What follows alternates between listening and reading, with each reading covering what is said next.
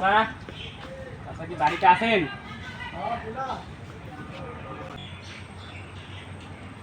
কি ডাকো কেন?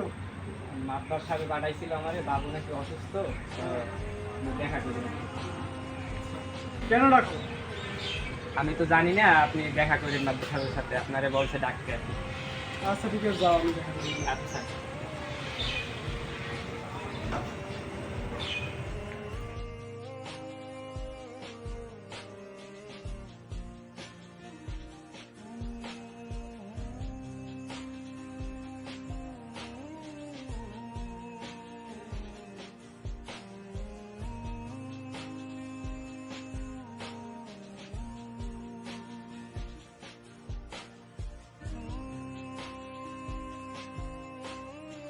তো দান কই বাবু অসুস্থ তো, আপনার কাছে যাই, মাতবাই যদি একটু সাহায্য করে। একবার তো সুদের ব্যবসা করে দিই যা হে নিশ্চয়ই যায় চাচা। কিছু করার নেই বাবা, যাইতেই হবে, গরিব মানুষ, টাকা পয়সা নাই।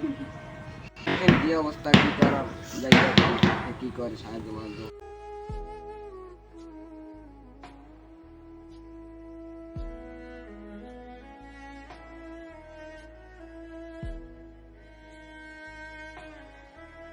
বাড়ি আছেন?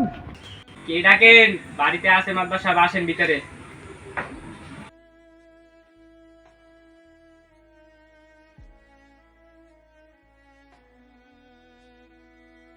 ডাকছেন? হ্যাঁ ডাকছিলাম। এই যাই চেয়ার এনে যাও তো, বসো। আচ্ছা তুমি এখানে বসো। আমি শুনলাম তোমার ছেলে নাকি অসুস্থ, কি হয়েছে? ছেলের তো মেলা অসুখ, হুম। ছেলে অসুস্থ, এখন টাকা পয়সা মেলা সমস্যা, আচ্ছা, সমস্যার ভিতরে আছি। এখন আমি কি করতে পারি বলো তোমার জন্য? এখন আমার যদি কিছু টাকা পয়সা দিয়ে সহযোগিতা করতেন, তাহলে আমার ছেলে ডাক্তারের কাছে যেতে। আচ্ছা টাকা পয়সা তো কোনো ব্যাপার না, টাকা পয়সা কোনো ব্যাপার না। টাকা পয়সা কয় টাকা লাগবে তোমার ডাক্তার দেখাইতে বলো? এই হাজার বেশি করি। আচ্ছা কি করো তাহলে, তোমার টাকা তো দিব, আসলে তো একটা রুলস আছে বুঝছো। এখন ই করো তোমার সহযোগিতা করবে, এই বাড়ির দলিল নাকি তাহলে দেওয়া লাগবে। আচ্ছা দেখেন তাই কি হয়।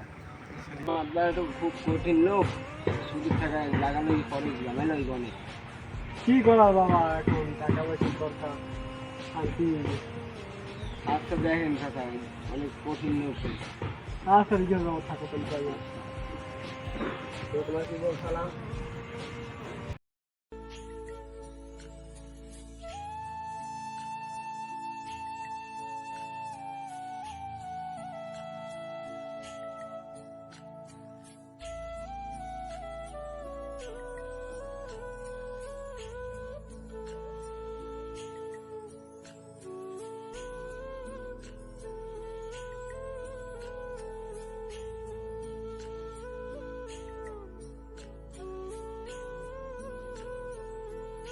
তোমার কি খেয়েছি?